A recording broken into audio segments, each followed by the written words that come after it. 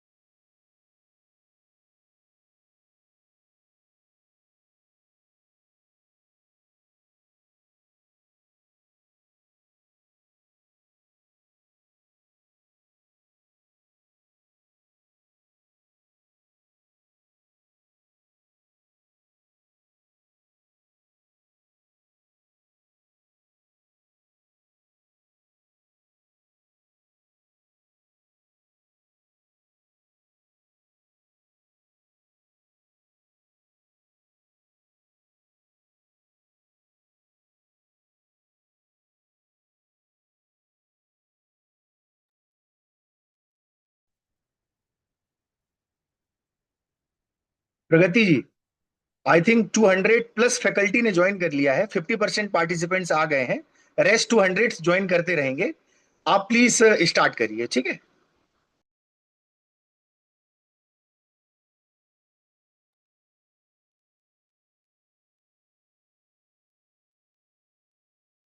A very good evening, the respected dignitaries, eminent speakers, and enthusiastic participants who have joined us from India and across the world. I, Dr. Pragati Srivastava, AgriMeet Foundation Bharat, is delighted to welcome you all to the Day 7 of the International Winter School Bharat 2025. This global learning platform has been a remarkable journey so far, bringing together the best minds in agriculture science, technology, and innovation. Each day adds a new perspective to our vision of advancing holistic and sustainable agriculture for a better tomorrow. The International School, the International Winter School Bharat 2025 is jointly organized by AgriMeet Foundation Bharat and UGC MMTTC Jodhpur in collaboration with renowned universities, ICAR institution and international organizations. This 30-day program themed Boosting Holistic Agriculture Through Research, Awareness and Training is a global initiative aimed at empowering researchers, educators, and innovators through knowledge sharing, research collaborations, and skill development in modern agriculture, biotechnology, and sustainability. Today, we are greatly honored to have among us a highly respected and accomplished scientist, Dr. Ramcharan Bhattacharya, sir, Director of ICR National Institute of Plant Biotechnology, NIPB, New Delhi. Dr. Bhattacharya is a leading figure in the field of plant biotechnology, contributing significantly to the area of Brassica biotechnology, plant defense responses, and gene introgression for improving mustard and other vital crops. His research work focuses on developing broad spectrum disease resistance and enhancing agronomically important traits in plants through molecular innovation. He is the chairman of Biotechnology for Food and Agriculture Sectional Committee in the Bureau of Indian Standards and has been instrumental in coordinating several national and international collaborative projects. in the field of plant biotechnology. Dr. Bhattacharya holds an MSc in molecular biology and biotechnology from G.V. Pant University of Agriculture and Technology, Pantnagar, and earned his PhD from the National Research Center on Plant Biotechnology, Indian Agriculture Research Institute, New Delhi. He also completed his postdoctoral research at Washington State University, USA. With over 80 research publications, multiple book chapters, and laboratory manuals to his credit, his work has been cited more than 3,000 times globally. He is a fellow of National Academy of Sciences India and has received several prestigious awards, including the LBA Young Scientist Award and ISCA Young Scientist Award. Dr. Bhattacharya is also known as the outstanding teacher and mentor at IRI, where he has guided numerous postgraduate students in molecular biology and biotechnology. His academic excellence and research leadership have made him a source of inspiration for many young scientists in the field of agricultural biotechnology. We are truly honored to have you with us today, sir. On behalf of AgriMeet Foundation Bharat and UGC MMTTC Jodhpur, I extend a very warm welcome to you, sir, to the International Winter School Bharat 2025. We look forward to gaining from your vast experience and scientific insights into the future of plant biotechnology and genetic innovation for sustainable agriculture. Ladies and gentlemen, please join me in warmly welcoming Dr. Ramcharan Bhattacharya, sir. Over to you, sir. The stage is all yours. Thank you and very good evening to all of you. I feel very humble. It is actually too much praise from Dr. Pragati. Am I audible? Yes, Doctor. Yes, Doctor. Okay. So this is one thing. Sometime, you keep on speaking, but later you find that you are not audible. So indeed, it's a wonderful evening. I can see a lot of participants in this particular training program. What I did not have beforehand is the composition of the audience today, that how diverse it is. And I guess all the audience is not directly from molecular biology area. So what I attempted to keep the lecture very simple, not exactly talking about my specific area of research, rather giving a context that how we are going in the crop improvement program and what is the kind of need in the technological imperative that should be taken care of at this point of time. And I have tried to link the technological progress and how it has helped to significantly increase the crop productivity or address several imminent challenges that we face or we are going to face in near future, and what is the level of preparedness at the national level that we have to address these challenges. So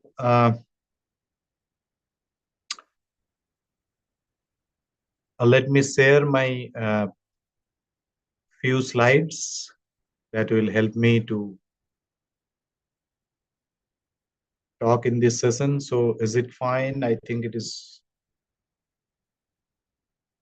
Yeah. So is it in slideshow mode? Is visible to all of you?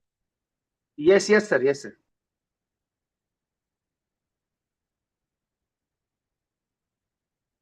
Okay. Yes, sir. It's visible. Yeah, fine. So if you see that whole world has recognized that what are the imminent problems, and then the United Nations has defined certain goals that is designated as Sustainable Development Goals, or SDG, we all know. And then time and again, we try to see that whatever research is being undertaken is aligned with this Sustainable Development Goals. There is a problem. I have to reshare. The slides are not moving. Is it fine? Yeah, it has moved. So, so if it doesn't move, you please let me know. Because sometimes it moves in my computer, but not in your computer. It happens very frequently. So what are the imminent global challenges? Many. I'm sure that we, all of us, or all of you, have come across with several reports where it is being talked about the consequences of climate change, and the climate change is mainly has become a concern because of rapidness in the change, and it is being told that it is mostly because of the consequence of human civilization, or the human behavior, I would say. So the reasons are anthropogenic. So it's all related to human activity, which leads to increased amount of emission, then a lot of greenhouse effect, and ultimately leading to increase in temperature. And it at many places there is some estimate given that compared to the pre-industrial era, almost close to 2 degrees centigrade. The average global temperature has increased by almost 2 degrees centigrade. And in the coming years, the rate of increase is expected to be even faster. So again, at different levels, at different forums, it has been decided to take certain actions which need to be very effective to mitigate, or rather to slow down this increase in global temperature. And then this kind of changes brings several consequences directly on the human life, directly on the sustainability of human life on this earth. And what we are concerned today is mostly the threats around agriculture and forestry, how agriculture is going to be impacted. That will be the point of discussion today. And then, I'm sure that all of you will agree that we can very clearly see the kind of changes which never happened before and happening in last few years. For example, the distribution of rainfall, now it has become very difficult to demarcate that this is the monsoon season and this is the dry season, because the distribution of rainfall has become very erratic, and even the intensity of rainfall has become erratic. Recently, we have seen that how the incident of clouds burst has happened more frequently compared to the previous several years. It has happened not only to the hilly regions, but in different areas of plain also. So many erratic changes we have seen. How we have also seen how the monsoon has been prolonged this year, heavy this year, and that has affected in crop maturity and crop yield in rice. So many such effect we can see if you recall that whatever we are seeing over the last few years. Now, the important thing is that Indian agriculture being very diverse, being the agroclimatic zones of India very diverse, the challenges are more, particularly for India. And already we are plagued with several problems. The problem of rapid increase in population, which results into the rapid decrease in area under agriculture use. You can see here how the area under non-agriculture use is rapidly increasing. So that directly reflects the decrease in the agricultural land over the last several years. And then our average land holding is very small, which restricts the use of mechanization in the field. So the national average of land holding is below 2 hectares, and more than 70% of land is less than 1 hectare.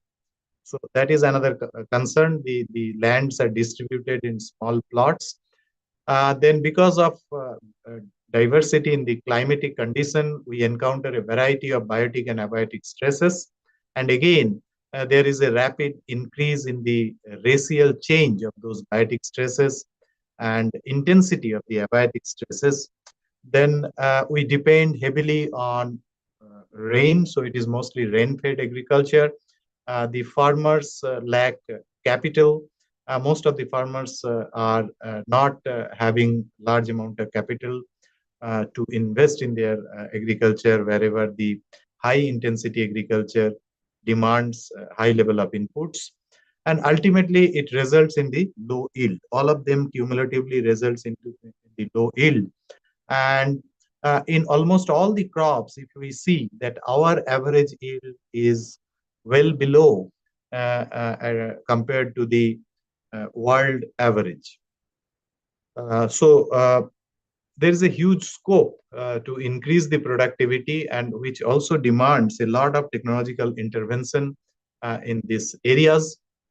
So how the technology has helped us, not only for a particular country, but overall, whenever there is a development in the basic understanding of biology, we have seen its direct implication or direct application in the crop improvement program.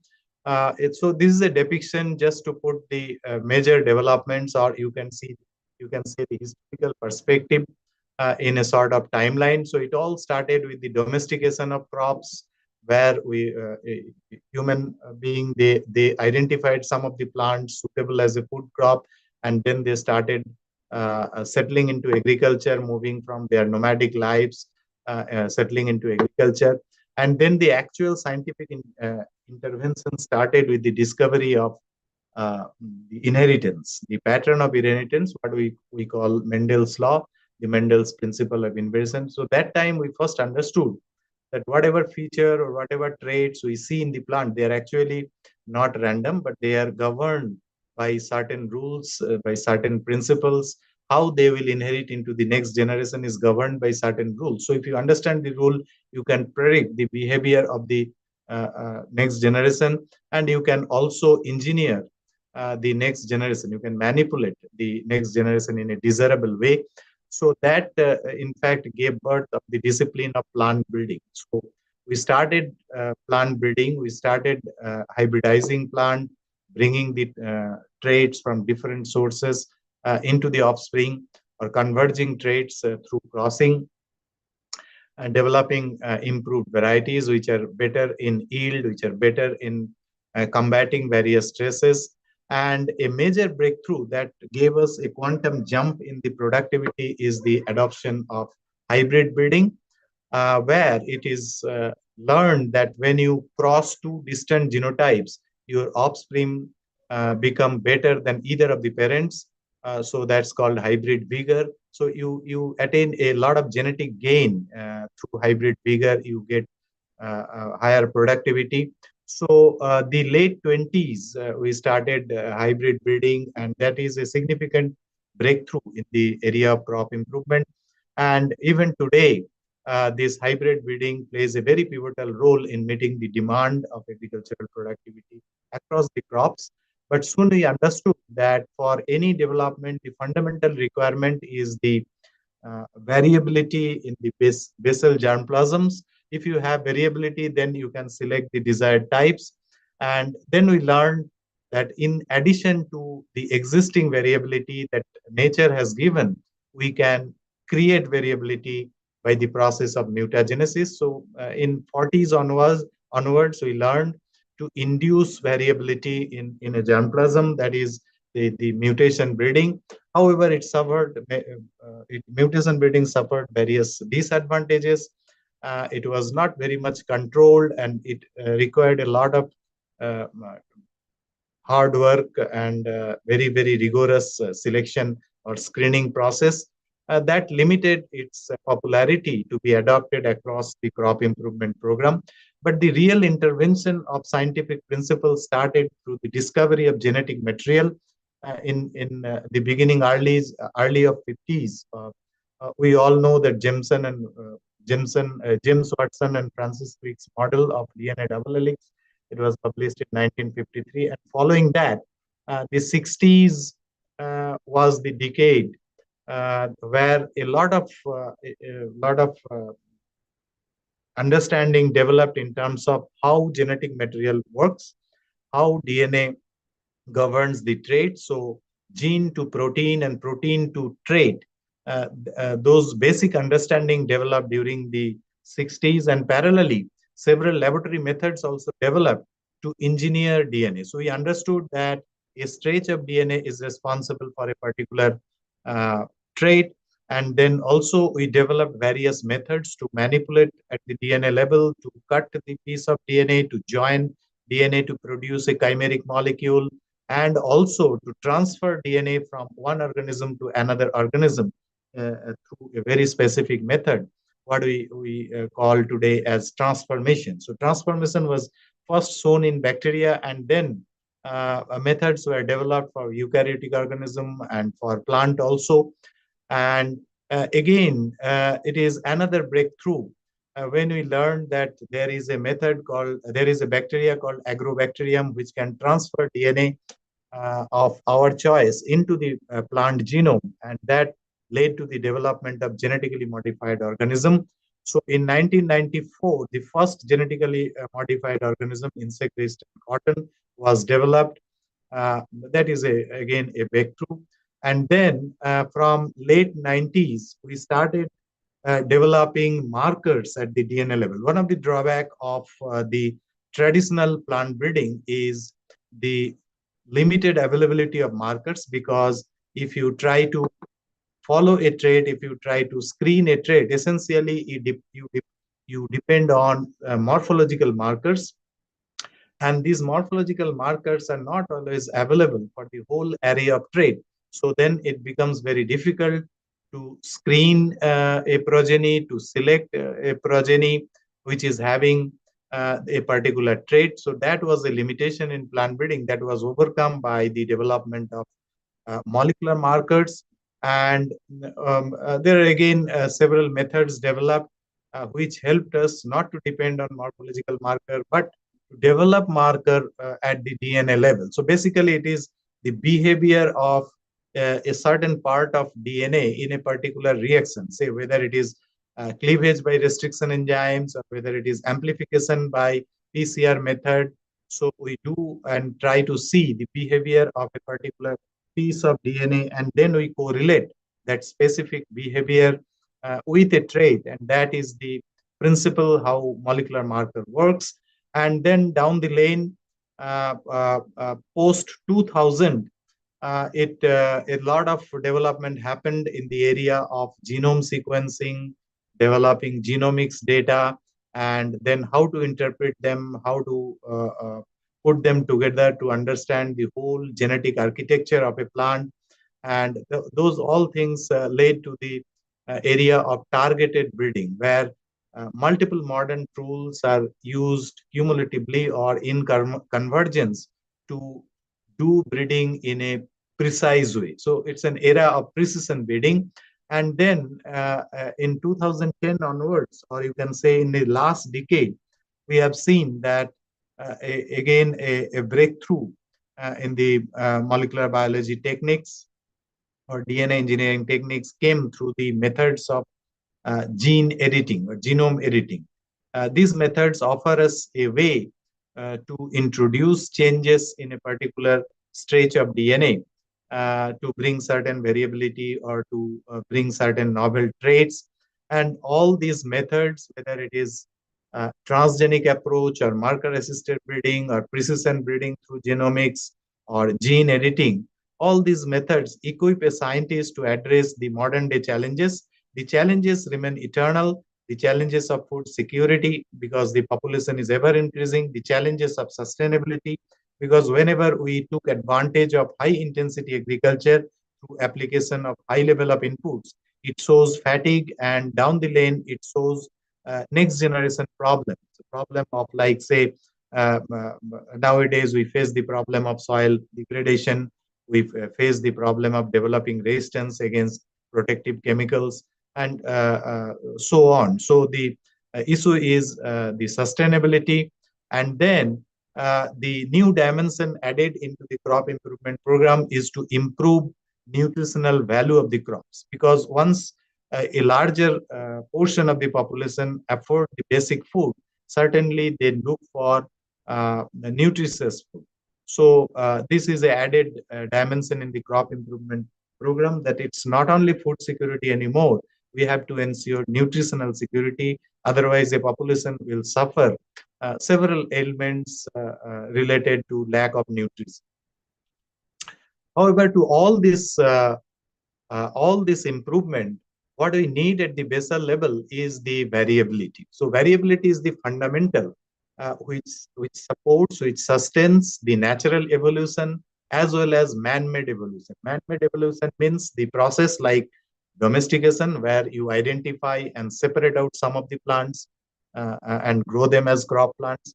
You screen some of the plants having desirable trait and grow them for your agricultural purpose. So these are all human intervention in the process of evolution. So for natural evolution as well as for man-made evolution, the fundamental requirement is the variability in the existing germplasms. Without that, the evolution or improvement cannot be made.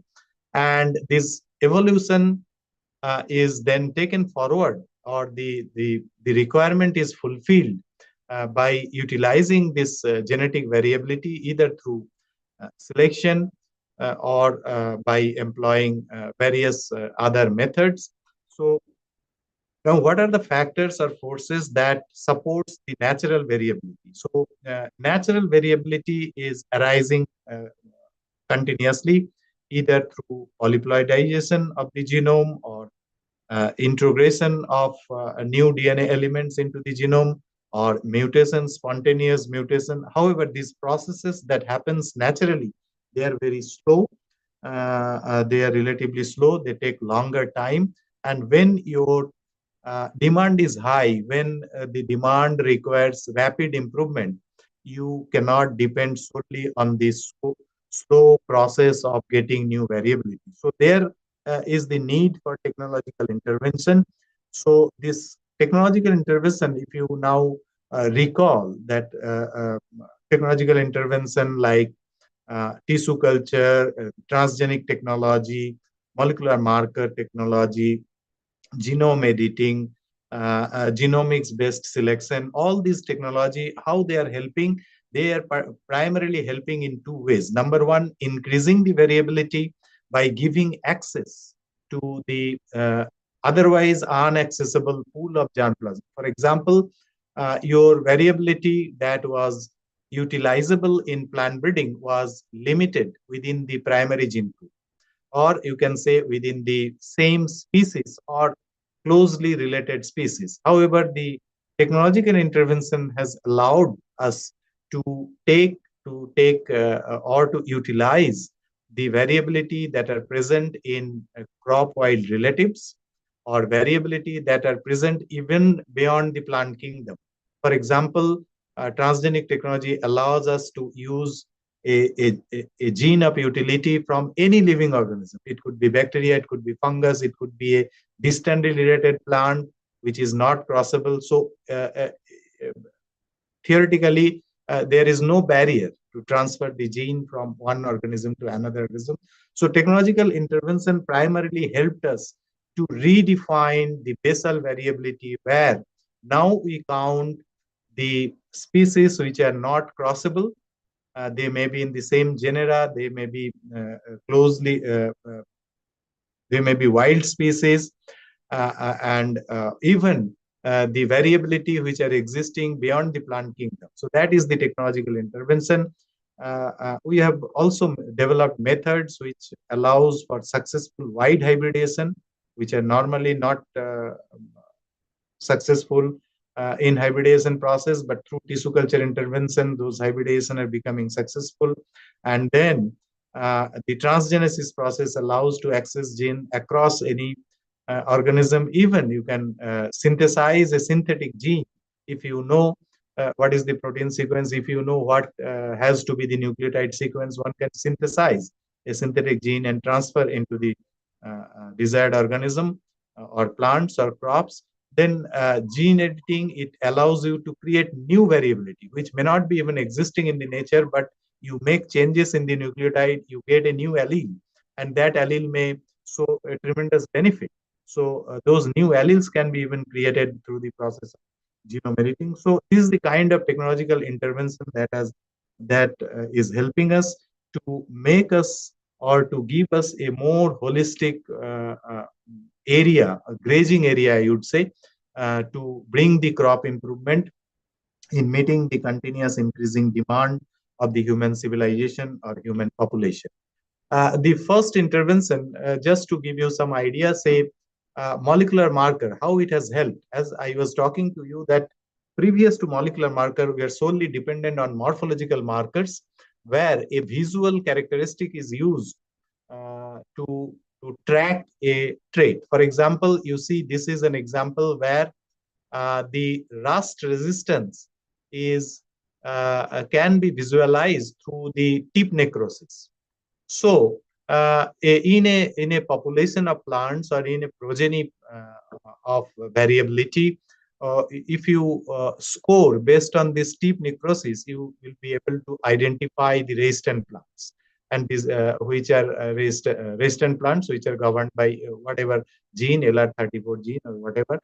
So these kind of morphological traits were not available for many of the agronomic traits. That was the limitation. Now, what molecular marker have given us, in case of molecular markers, what do? We try to see the behavior of the DNA molecule in certain reaction, and then we develop molecular markers. We put them in sort of in a fashion of genetic map, and then, for example, say this LR32 gene, which is responsible for giving resistance, we have developed adjacent molecular markers to this gene. Now, these molecular markers can be used to screen for the resistance. You are no more dependent on any visual manifestation, or you are no more dependent for searching for a morphological marker, but you have molecular markers through which you can screen the plants. Even before the onset of the disease, you can screen the plant. Even before creating the disease condition, you can screen the plant right at the seedling stage or right at the early stage to enhance or to quicken the breeding cycle. So there are multifold advantage of these molecular markers. And again, since it is behavior of the DNA, so there is no effect of the phenotype. So directly you are capturing the variability at the DNA level, which is responsible for the variability in the trait. That is the advantage of molecular markers. And then, even if you use a molecular marker, that only gives you an efficient selection process. But how about the transfer process? In traditional breeding, the transfer process, the transfer of any gene from a source plant to the target plant, it involves several rounds of backcrossing and several rounds of selection in the segregating population, which is a time-consuming process. It takes its own time. And then whatever molecular marker you use, unless and until those molecular markers are closely associated with the region of DNA that governs the trait, always you end up with addition of some extra amount of DNA. That extra amount of DNA sometimes cause genetic load. That means that sometime may be associated, that extra amount of DNA sometimes may be associated with undesirable traits or undesirable consequences. So again, one has to look for more number of segregating population to reduce those genetic loads or to reduce the amount of those associated DNA. So if you follow in this picture, say this is your donor species. So if you target to transfer this gene, which is depicted here by red color, into the variety that is the target variety, you undertake the breeding methods like backcross and then generation of F2, a repeated amount of backcrosses, but still you end up some portion of unwanted region, and you have to keep on raising the F2 plants to reduce this region through segregation. That takes time. And second problem is the availability of the gene. The gene may not be available in the crossable germplasm. That is another limit. The gene may be available in some species, but that may not be crossable. It may be available in the wild relative, but that may not be crossable. So those are the kind of disadvantages. But if you look into the transgenic technology, this technology has offered a very, very precise method of gene transfer. Once you identify the gene, you can take out the gene, you can isolate the gene. Gene is nothing but a stretch of DNA, and then you can precisely transfer that gene into the existing variety. So when a variety is developed, it's a time-taking process. It's a particular constellation of genes a particular constellation of genes where you accumulate several desirable traits. So if you go resort into hybridization, again, that constellation is disturbed and one has to restore those combination of genes again. That's a seemingly a complex process and time-taking process, wherever the transgenic technology offers a very precise method where that particular piece of DNA can be transferred into the target cultivar without disturbing the all other traits of that variety, or in other words, I would say the specific constellation of that genetic constitution of that variety. So that's a much more precise way of gene transfer. No unwanted DNA, no alteration in the constituent genotype, but a particular trait is improved or a particular limitation is rectified in the existing variety. That is the advantage of transgenic technology. And then this transgenic technology, if you see the kind of development that has happened throughout the world, it has brought a tremendous, it has proven a tremendous potential of its application.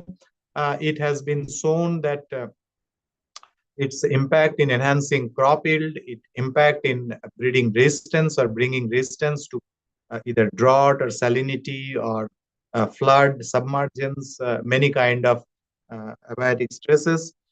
Its potential application in bringing pest and disease resistance, several environmental benefits, improving nutritional content, and then many a times there are applications where it has been shown that the plant cells can be used as a biofactories for producing industrial raw material in the plant.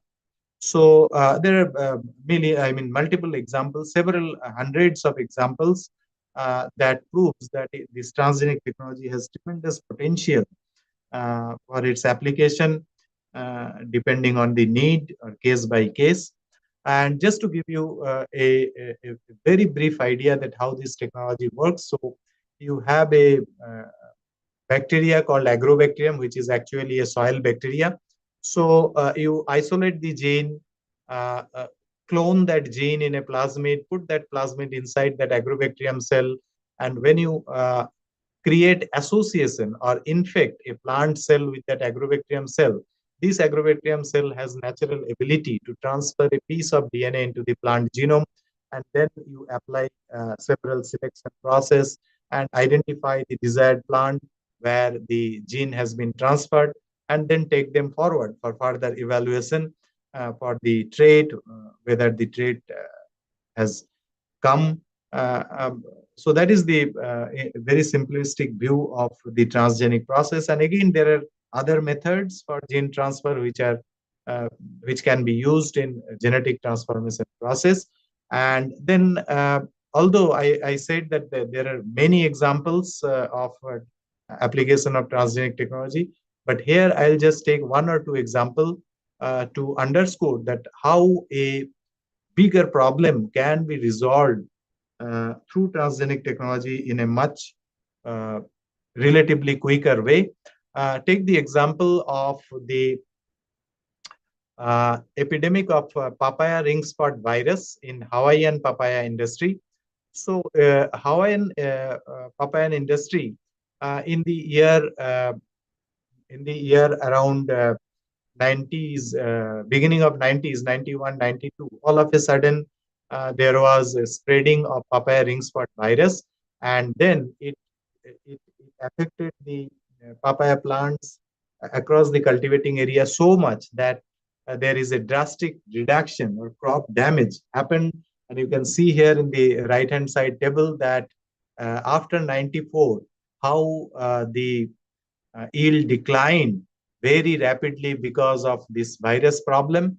And then a project was undertaken to develop resistance to this virus in collaboration with Cornell University of USA. And then a RNAi technology was used to develop resistance to the virus. And then in 1998, those varieties developed through the RNAi technology was commercialized.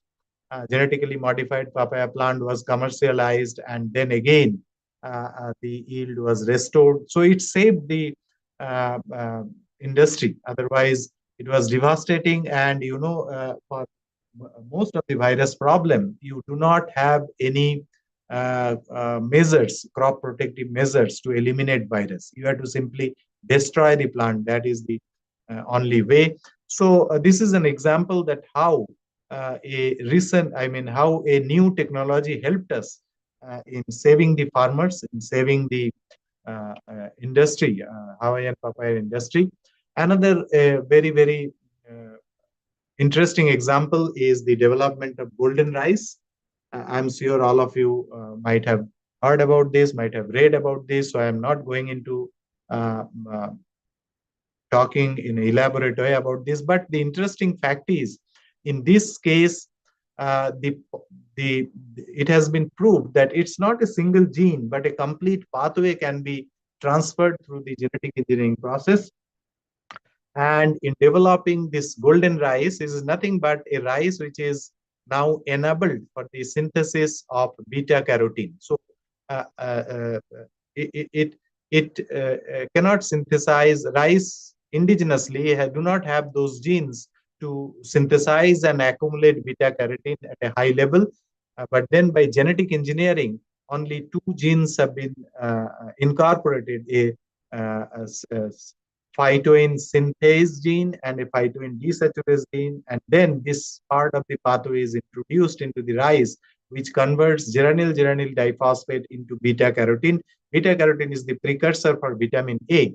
And because of accumulation of beta carotene, the color of the rice turned yellow. Thus, it is named as golden rice. And this new variety has been thoroughly studied, and it has been found, it has cleared all the food safety approval process in countries like Australia, New Zealand, Canada, USA, and in Philippines, it has already commercialized and brought into the cultivation. So this is another example, and it is particularly important for those countries where rice is the major item in your dish, in your lunch plate or in your dinner plate.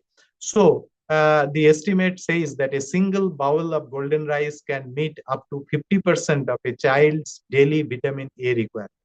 So it can save the population, it can save the human being from many diseases associated with the deficiency of vitamin A. So that is a very, very glaring example about the potential of transgenic technology. And although this slide is not very new, I apologize for that, but it has been found that there is a rapid increase in cultivation of transgenic plants across the several developed countries and several developing countries. Is just a depiction how what is the relative uh, acreage of transgenic crop in many different countries, and more than 30 countries are already growing GM crops for the several traits. In India, we have adopted only one transgenic crop, that is the insect resistant cotton. And the remarkable effect that we have witnessed, that with the adoption of this variety, BT, insect resistant BT cotton, there is a rapid increase in the productivity of the cotton, and as a effect of that, area under cotton cultivation. So you can see this part of the figure where the area under BT cultivation has rapidly increased. It is because the cultivation of cotton become remunerative. So many farmers resorted into growing cotton. So there is a significant jump in the cotton productivity in the cotton growing region of the country. But then this transgenic technology has not been used to its full potential because of the several issues. I'll try to touch upon the issues that has that needs to be addressed to harness the potential of this technology for crop improvement program in India or in our country. So I would say that the potential is still unrealized. And then there are several issues. The issues could be related to challenges in the scientific part or challenges in the research part, challenges associated with the regulatory process and approval process. So from innovation to implementation, addressing these challenges will be the key factor for harnessing the advantage of this technology for crop improvement program. Uh, if you look into the challenges associated with the research component, the first and foremost is the idea, the conceiving the strategy. Suppose you are facing a problem of say increasing salinity for a particular crop. So now, how would you combat that? How can you bring genetic resistance to salinity? So conceiving the strategy is definitely a important concern. Or suppose you want to increase the nutritional value in terms of supplementing the vitamin level in the crop harvest, vitamin level in the food crops. So how would you do that? So conceiving strategy is important, because if you can conceive a strategy, then methods are there to realize that, methods are there to achieve that. And then the second challenge is identifying the suitable genes. It needs a lot of study to identify that which gene will be effective to do a particular type of trait improvement. Say, for example, you want to bring drought tolerance. So which gene can bring a applicable level of drought tolerance? You want to develop resistance against a new emerging pest. So which gene will be effective for resistance against that new emerging pest? So identifying or knowing about the right gene, testing its efficacy, testing its applicability, this all involves high throughput research. And then trained human resource in the area. So since it's a kind of engineering, so naturally you need skillful hand to perform those engineering, to achieve the objective, to develop the product. And then it involves a tissue culture process, and tissue culture process is very tedious process, and it's again very labor intensive process. You need longer hours of working, you need a state of the art infrastructure to undertake a large scale tissue culture process. And then one has to achieve efficient transformation. So these are the issues that one has to address if one has to overcome the research associated challenges in applying transgenic technology in improving crop traits. Uh, uh, when I say that identifying the right kind of gene, see, the problem is, even if it is known in the literature, sometimes you do not have freedom to operate or freedom to use that gene for the purpose of improvement in your agricultural system or in your national lab. The reason being, so the most of these genes are patented. So you do not have freedom to use them until and unless you negotiate for those patents. So they are IPR protected. Nevertheless, the number of genes which have been helpful for combating several kind of biotic stresses, for improving nutritional stresses, improving abiotic stresses, and so on, are significant in number. And so the point is that the innovation process, the research, the R&D process has to be sufficiently strong to identify these genes of our own. Otherwise, we do not have freedom to operate. We do not have right to use those genes, even if we know that those genes are very effective. The another challenging part is achieving the transformation efficiency. For majority of the crop plant, the transformation is still very difficult, and particularly the crops which are important for our country, like some of the crops like soybean, chickpea, safflower, cotton, wheat, they are known to be very recalcitrant. Recalcitrant means they are very difficult to regenerate through this, tissue culture or transform through plant transformation method. So those are the scientific challenges that one needs to overcome to make use of this technology for rapid improvement or to realize the advantage in crop productivity. Uh, so then comes, once you develop a plant, then in some of the cases, in some of the examples, we are stuck up in the regulatory process because the regulatory process has to be very thorough. We need a regulatory process because it's very important to address many of the aspects like whether it is safe for the food, whether in the research are we handling it safely, whether it is really needed for the food security purpose. So all these things are looked after by the regulatory bodies. And once you develop transgenic plant, one has to undergo through the approval process where thorough study has to be done as per the norms in our country. And for doing these things, we have several bodies.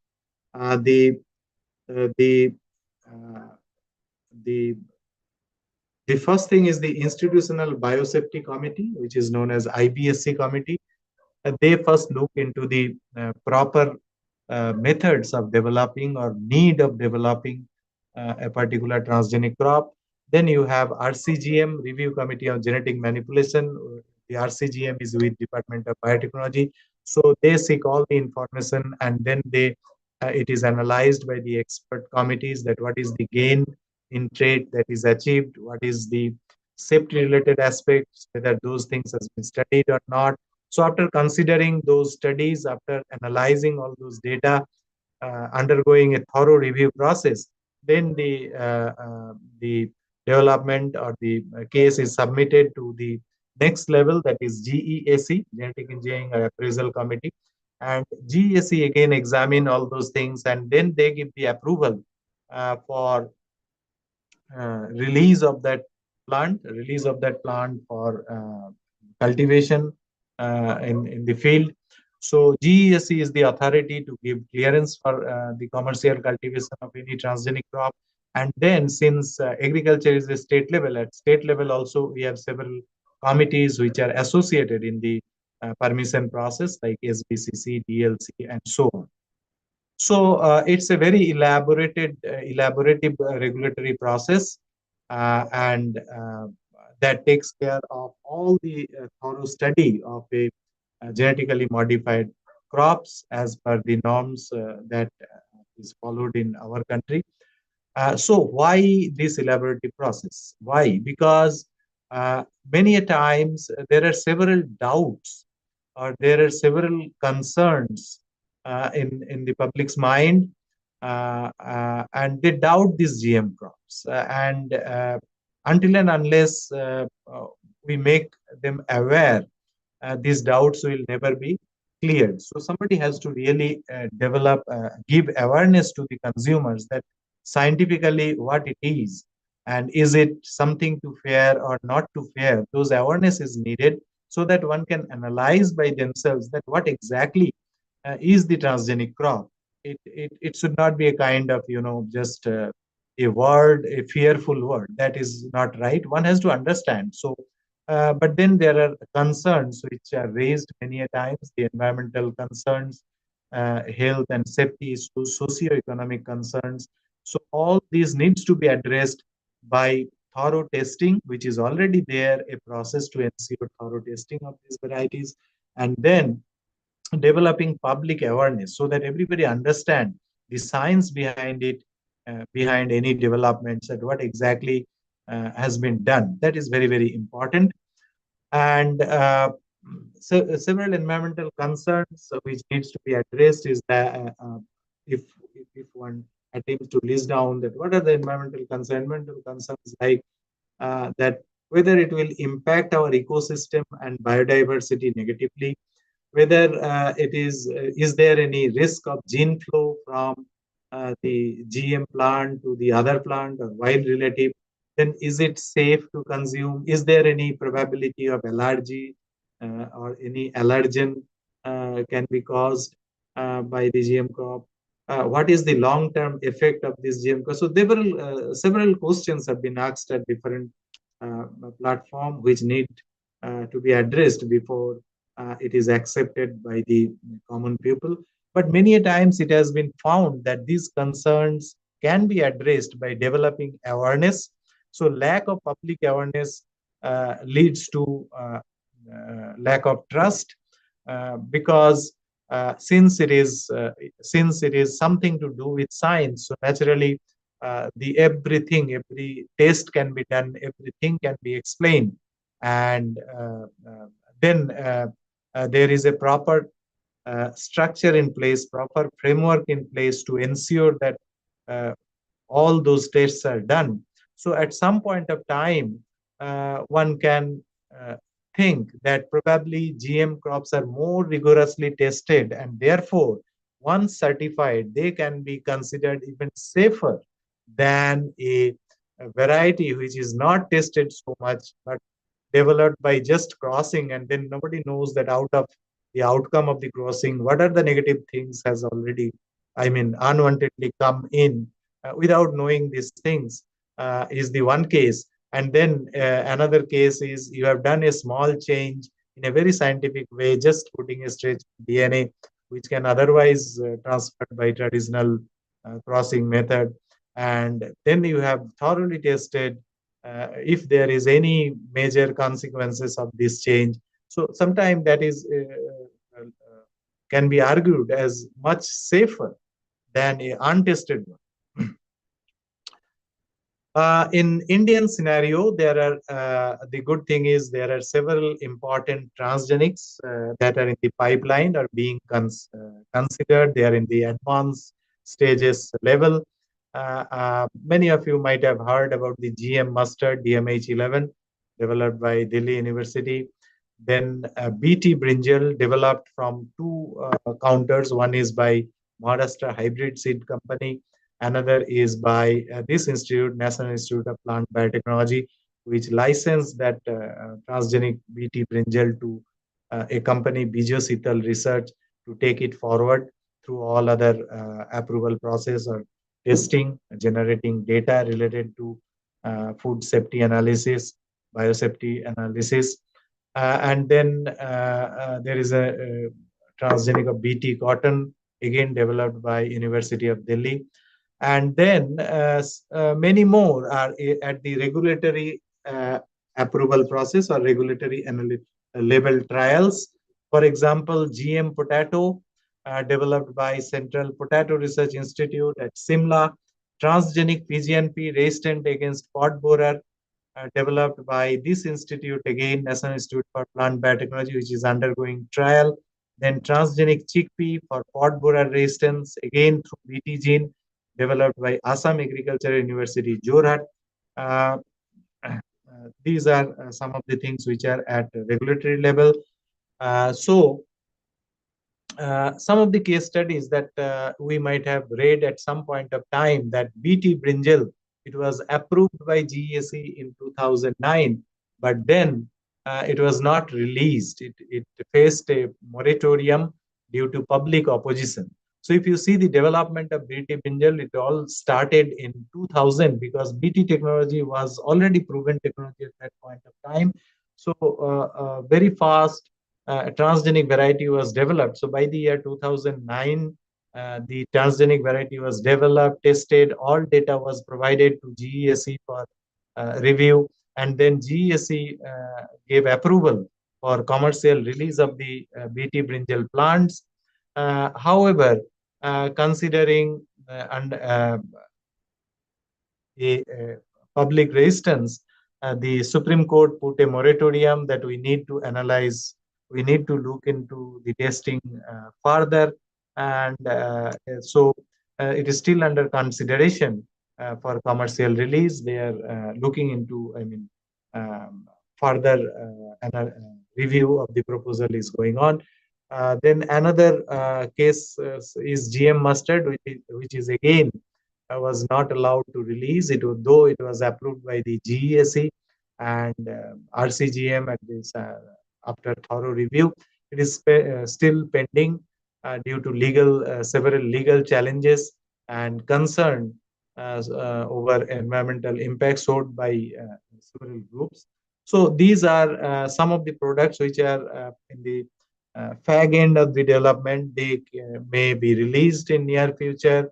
However, both the developments are of tremendous advantage, tremendously advantageous to take care of major problems uh, of crop damage. So, how to deal with this? As I said, that we have to streamline the regulatory process without compromising the biosafety aspect or environmental protection. We have to develop public trust by developing awareness in the scientific part of the entire technology, that what is that technology, how it is developed, and so that everybody can think by themselves, not really listen to others' opinion, but analyze themselves after knowing the science behind it. And of course, before that, the most important thing is we need more innovation. We need more development in R&D so that more potential products are developed.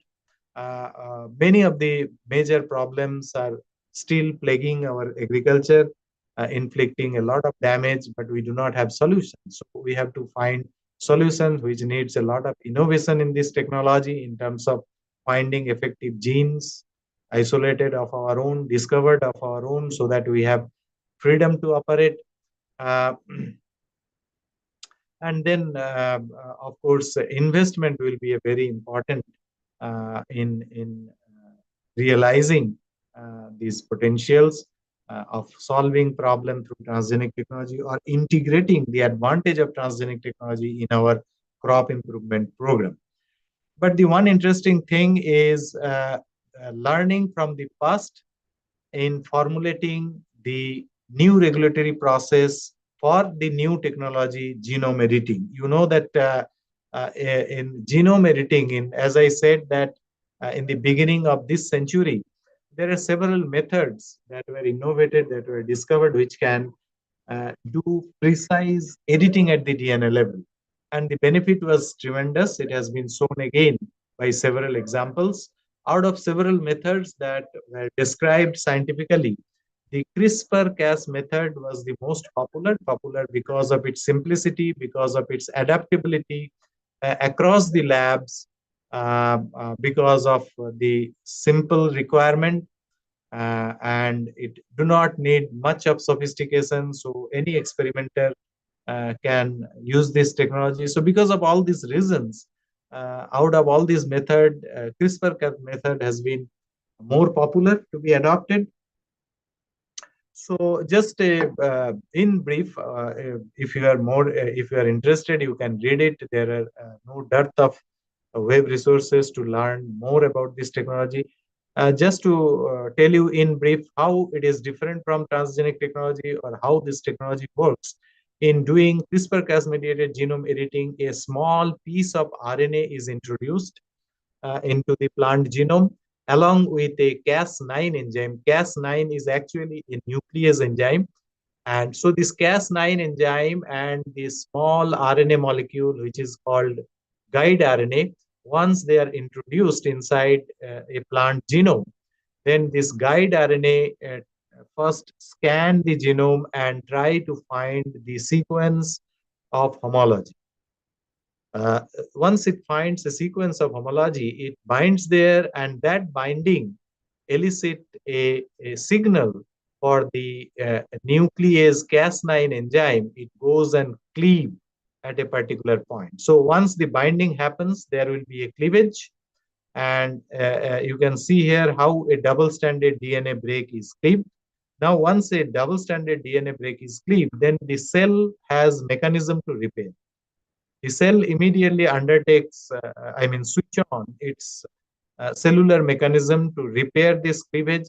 But while repairing this cleavage, there is every chance that mutation happens. There is every chance that mutation happens, and that mutation can lead to a new form of the gene.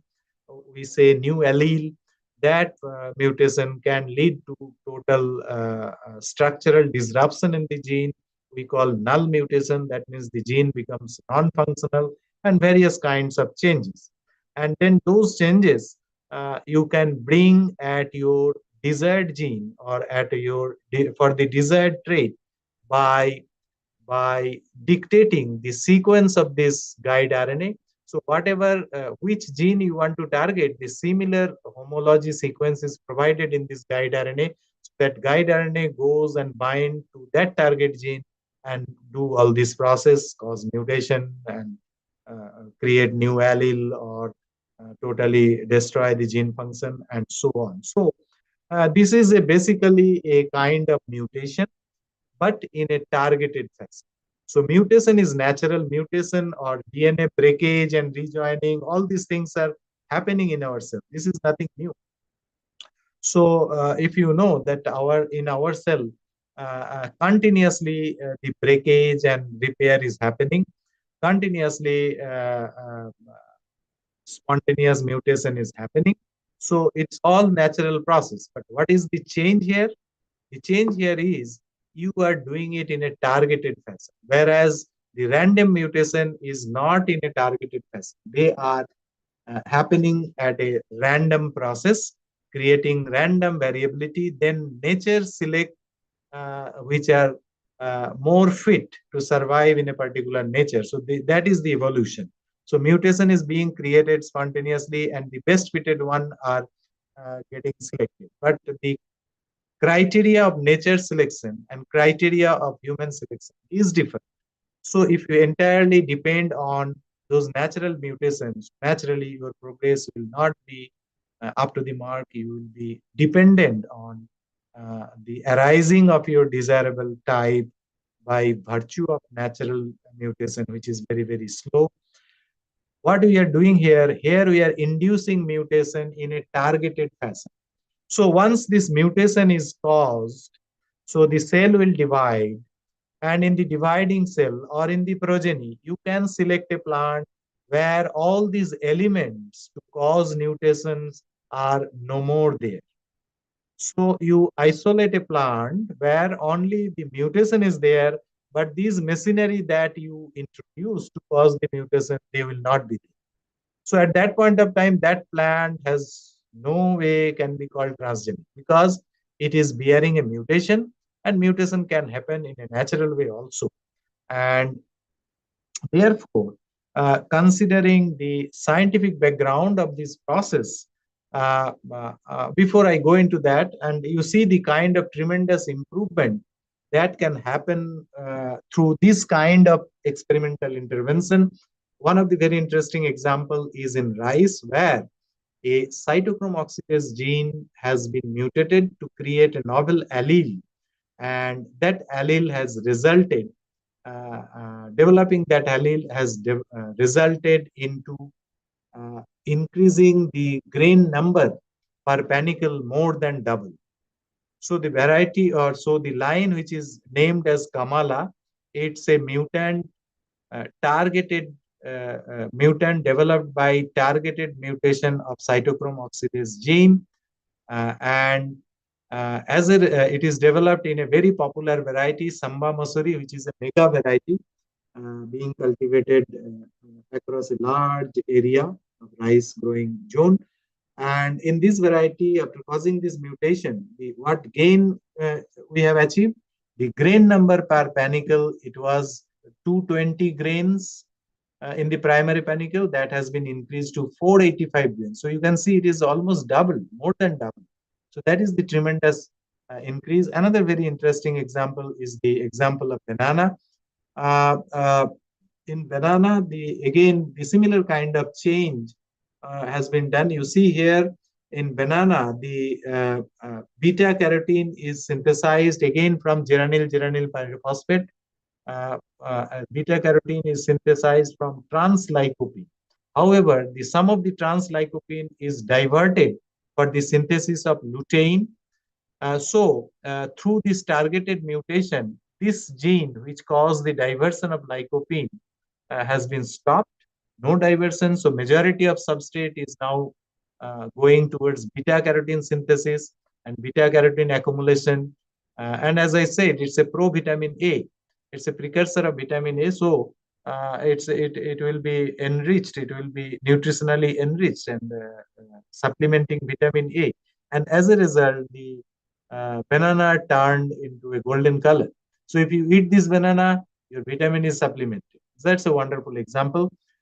There are many interesting examples in our research institute also. In our institute also, we have developed several mutant, which are very interesting, which are giving a lot of improvement. For example, we have converted a brown mustard into a yellow colored mustard. And why? Because in yellow mustard, usually the oil recovery is higher, and many times the color of the oil is more sparkling. In yellow mustard, the color of the oil is more sparkling, more attractive. So we converted, keeping yield and other things same. We have increased the oil recovery. So oil yield has increased, and then the oil color is expected to be improved, more attractive to the consumer, keeping again the composition of the oil same. So those are under testing in the process of development. So there are many examples, but then again, since one has to take care of the approval part, so for realizing this potential, uh, uh, one has to emphasize at three different levels. Number one, investment in R&D, so that again you harness the potential of this technology at the best. Second is access to the technology, because these methods, they are not discovered by us, not innovated by us. They are innovated by other labs, US or other countries. So naturally, they are all IPR protected. So we do not have freedom to operate. We have to negotiate for the IPR right before we access this technology. So we need access to this technology. So these are, they are like a chain. Until and unless you invest in R&D, you will always face the problem of IP, because the technological development is happening in a very fast rate at the global level. So until and unless we catch up, we develop technology as per our need, we'll be always blocked, or we'll be always dependent on the IPR rights. And third thing is the regulatory approval, that how do you manage, how do you handle these products for their utilization in the field.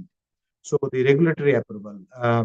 So in the investment part, again, there is a lot of investment that has happened in our country to undertake several programs or several research on genome editing for creating novel traits, for increasing yield, for increasing quality, for increasing resistance to biotic and abiotic states. And the whole array of genes are being tested, mutation is being created. And then for IPR access, again, there is a team which is developed at the government level to negotiate for the IPR. That is being addressed. And then for the regulatory approval, again, the whole method of GM approval process has been relooked into, that whether it should be same for the genome editing or not. As I said, the difference between genome editing and transgenic technology is huge. The difference is in genome editing, you are not having or not adding any external DNA. You are causing a mutation. Mutation can otherwise also happen due to spontaneous process. So therefore, the whole regulatory process has been done freshly. But as I said, that the potential of this technology is so much. You can see here, this is just to give you an idea that how fast the number of patents are increasing in this particular area. So in you can see here, as of 2020, so it is not very updated data. As of 2020, 12,000 CRISPR-Cas related patent application filed worldwide, falling into about 4,600 patent families. So you can see 12,000 patent applications, and you can see the rapid increase. So this indicates the tremendous potential of this technology. not only for plant science, for every science, for human, for application in treatment of human being, in for several other applications. And application of these technologies are limited to the extent of one's imagination. The way it is progressing, the way it is forwarding, uh, um, uh, I can say there is no limitation. The limit is the imagination. What you can imagine, you can prove it. You can make it a technology. That is being proven. Tremendous.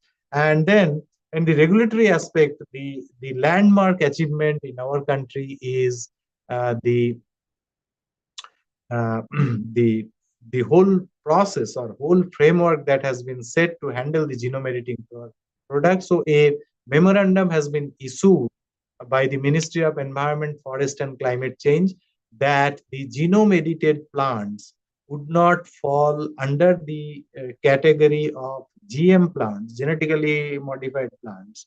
They will be treated differently, provided it is proven that there is no external DNA present in that genome edited plant. So during the process, fine, whatever you do, it has to be done under containment condition. And then once you isolate a plant which is having the edit, which is having the mutation, which is having the change, but no more those elements like the guide RNA, the Cas9 enzyme, they are not present because of segregation. One can separate it out. So those plants devoid of any external DNA elements will be treated like a normal variety.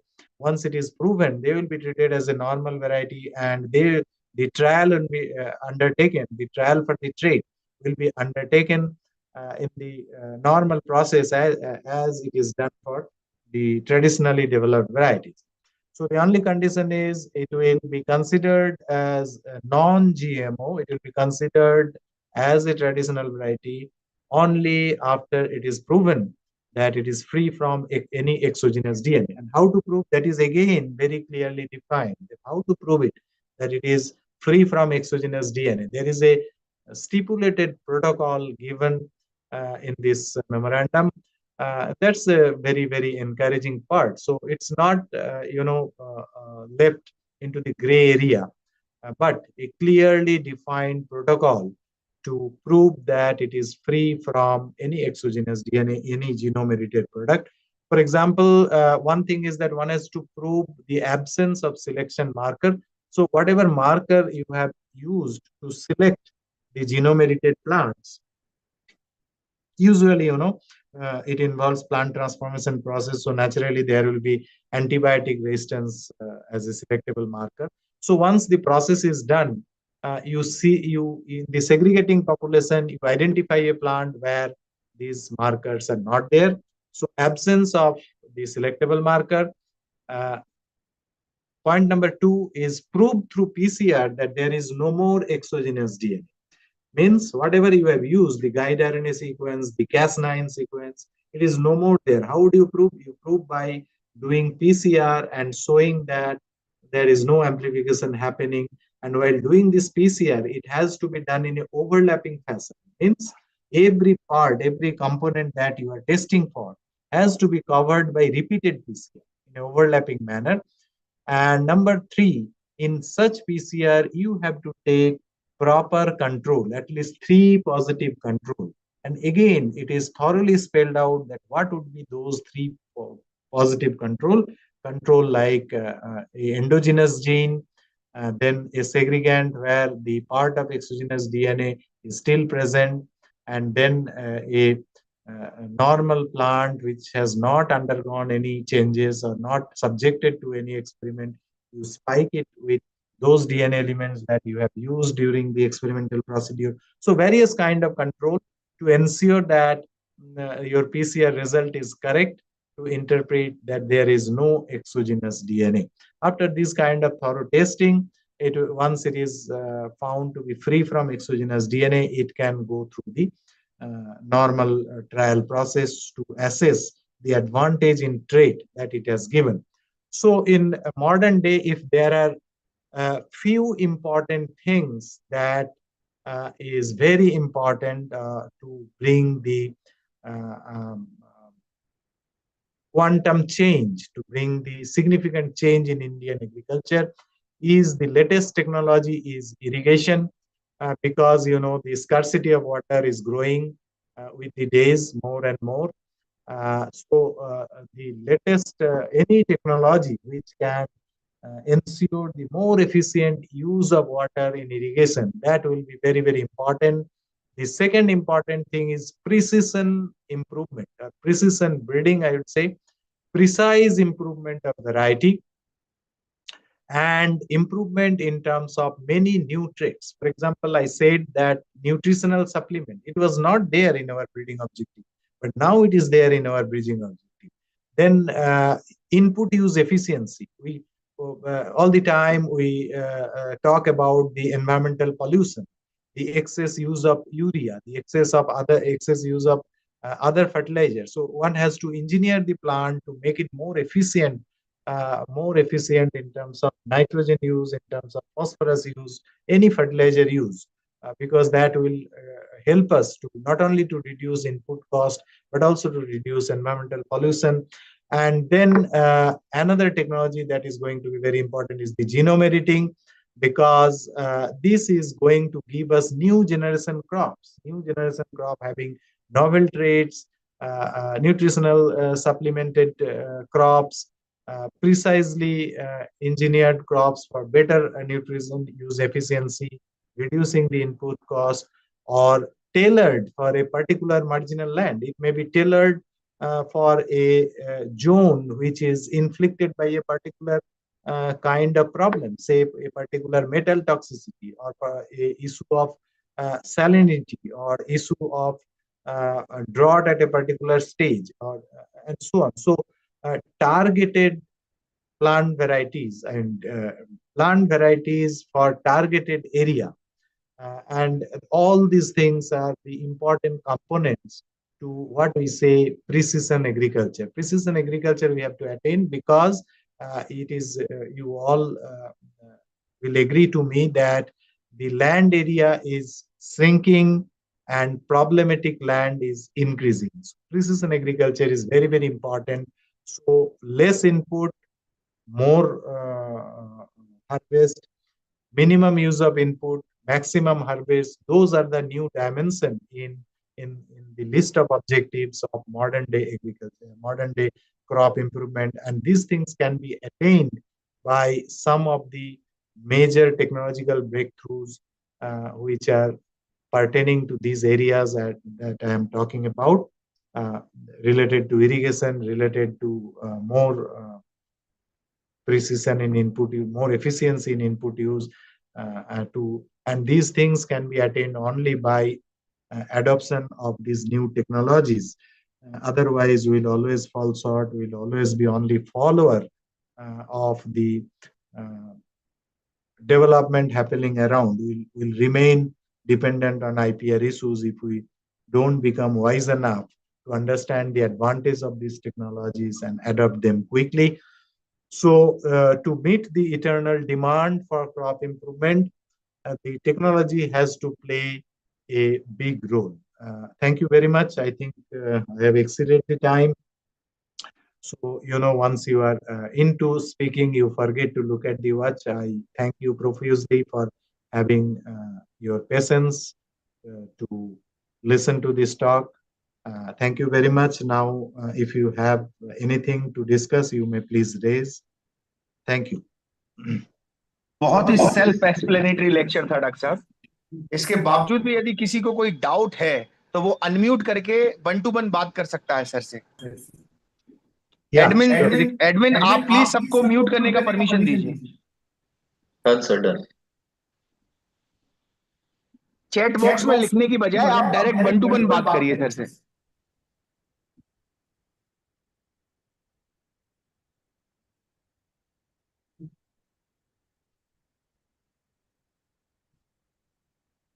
Yeah, I can see in chat box some of the comments. So what are biofactories and how can genetic modification lead to unintended consequences such as off-target mutation?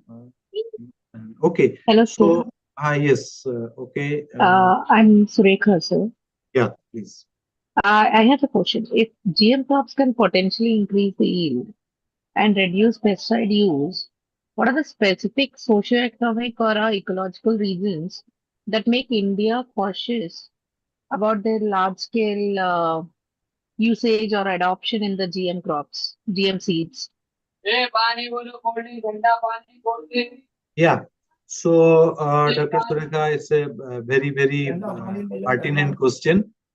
See, you have to, as I say, that you have to understand the science. Uh, you just take the example of BT crops. Okay, uh, it is a gene or a piece of DNA which codes for a particular protein, and that protein happened to be toxic to the insect, very precisely. And that protein has been used even before transgenic technology, even before GM crop, as a topical application, as a formulation. The BT Bacillus thuringiensis bacteria has been used over, if I am not wrong, it is close to 40 years or so for Shiracnese, means topical application. So now you tell me, if we know that just expressing a particular protein make my plant resistant, then why should I say it is not advantageous compared to spraying the crop with repeated application of pesticides? And then it's a proven fact that the residual pesticide has gone to any level of the ecosystem, any level. You might have read that residual pesticide, where it is not present in drinking water, in it happened to be because pesticide is not degraded thoroughly before the crop is harvested. So naturally, it is polluting the entire environment. But since it is not visible, we don't know. We don't know. But then a resistant variety which is not affected by the insect, a normal naturally resistant variety, there also the mechanism is same, that one of its protein is stopping the insect, isn't it? So what we do a mistake when we say protein, we by mistake visualize similar image to pesticide or insecticide. That's not true. Protein is not that. Protein is a protein. We have millions of protein in our body. Only thing is that protein is okay, adjusted to our system? Is it toxic? Is it allergen to our system? Those testing should be done because it was not there earlier. It is new. It was new to the crop, so we should test what is that protein. Is it harmful? For that, we have a system to test that. But what common people think, they think, oh, the protein is toxic, means it is something like toxin, like one commits suicide by consuming toxin, something like that. No, no, it's not that. It's a protein.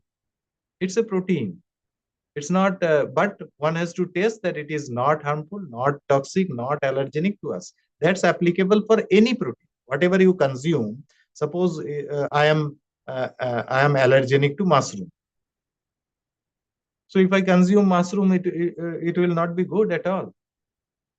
Okay, so it's a protein. It's nothing to. And then, as you say that why we should be cautious. We should be cautious. Definitely, we should be cautious not only for this, but for any new.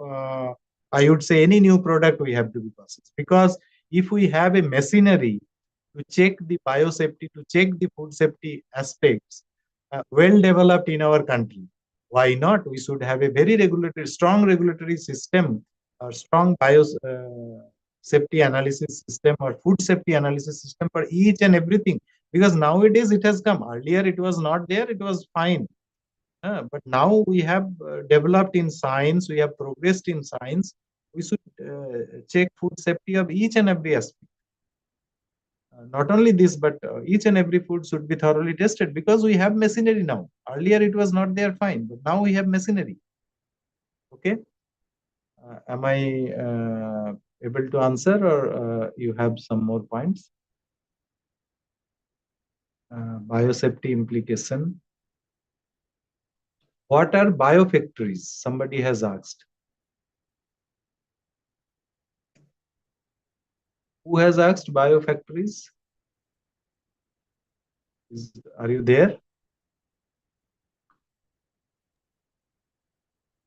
जो भी participants पूछना चाहे तो please mute अपने आप को unmute करें और पूछ लें, चैट बॉक्स में ना लिखें. Good evening, sir. Myself, Swadhi Brajak. I have asked a question. What are the biofactories and how can the genetic module itself lead to unintended consequences such as off-target mutation or the emergence of herbicide-resistant superweed? And what could be the possible ecological and biosafety as well as our environmental implications of such misleading mutation? I can make out some of the keywords from your question. Number one is unintended mutation, right? You see, one has to understand that whatever methods we are talking about, we are learning from the nature. Okay, we are learning from the nature. Each and every component that are used in genome editing for causing mutation or in transgenic technology for introducing a gene is all from nature. Okay, all from nature. Say for genome editing, you are making use of? You are making use of a mechanism which is present in bacteria, phages in their immunity system.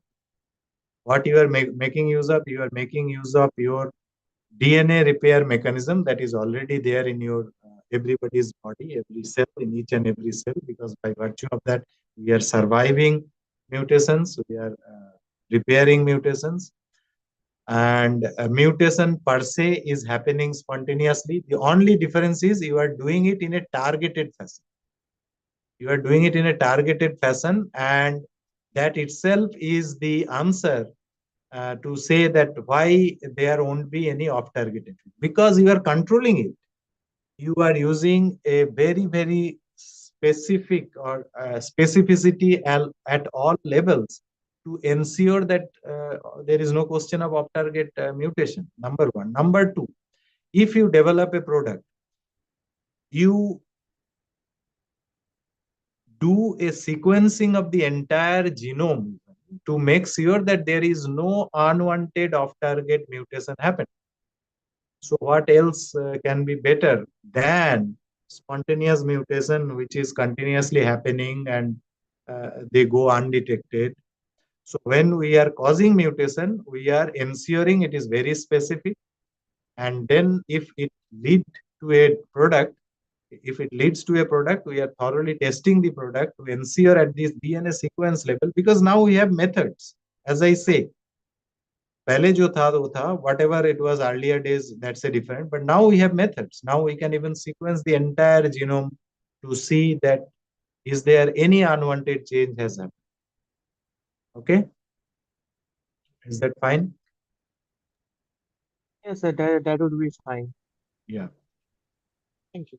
So it's what I meant to say, the technology that are being developed, they are using the components of cellular biology, because now we are able to unravel those things. In basic research, we are able to discover the mechanisms that are already in play in the cellular mechanisms, in the cellular process. We are just using it for experimental purpose. Otherwise, nothing unnatural. It is all from the nature. You talk about restriction enzyme, it is in the nature. You talk about ligase enzyme, it is in your cell. You talk about repair mechanism, it is all in all organisms cell. Only thing is, once we are learning, we are making specific use of it in a targeted fashion. That is technology. Isn't it? That is technology. Otherwise, each and every component, it's all from nature, nothing unnatural. मुझे लगता है कि सारी queries को बड़े ही अच्छी तरीके से आपने एड्रेस किया है, और लेक्चर ही अपने आप में बड़ा ही सेल्फ एक्सप्लेनेटरी और बड़ा बेहतरीन था. तो मैं व्यक्तिगत ये जो है धन्यवाद ज्ञापित करना चाहूंगा कि मेरे आह्वान पर, मेरे रिक्वेस्ट पर आपने अपना कंसेंट दिया इतने व्यस्तता में अपना समय निकालते हुए। और आगे भी यदि हमें इस तरीके के एकेडमिक एंगेजमेंट्स में आपके किसी भी लेक्चर या आपके किसी सपोर्ट की आवश्यकता होगी तो आप अपनी ब्लेसिंग्स हमें जरूर प्रोवाइड करेंगे। Yeah, thank you very much. Certainly, it was a pleasure to talk to you because, you know, whatever extent we are busy in our daily work, but it remain always in our mandate to explain science, to teach science, because in a society, the development is directly related to impregnation of science in the society. If it is more impregnation of science at all levels of society, that society is more developed. The unscientific things more and more reduced, it is an indicator of progress. So in that way, talking science is always a matter of pleasure to me. Of course, I know only about my discipline. I can't talk about all discipline, but talking science is always pleasure to me. Thank you very much, Ankit. Thank you so much doctor साहब। आगे भी आपकी आशीर्वाद ऐसा मिलता रहेगा ऐसी कामना करता हूँ। सभी पार्टिसिपेंट्स लेफ्ट लीव कर सकते हैं। बहुत बहुत धन्यवाद। Thank you to all. Thank you.